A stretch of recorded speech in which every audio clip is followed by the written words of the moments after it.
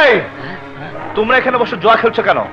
চল, তুই জানিস না আমি মেজর সাহেবের খাস চামচা। যা ভাগ আছে, তুই তো ডিউটি কর। যা। ডিউটি করছি বলে তো বলছি, এই অস্ত্রাগারের আশেপাশে বসে জুয়া খেলা চলবে না। বাঙ্গাল কা বাচ্চা, যা ভাগ আছে।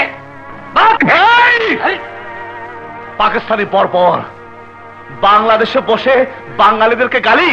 হ্যাঁ, তোর এত বড় সাহস!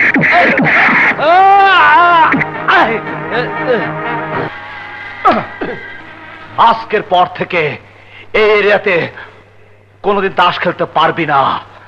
This is my last warning. মনে রাখিস। মনে রাখলাম। তুই আমার তাস ছিলস নাই, তুই তোর কলিজা ছিড়ছস।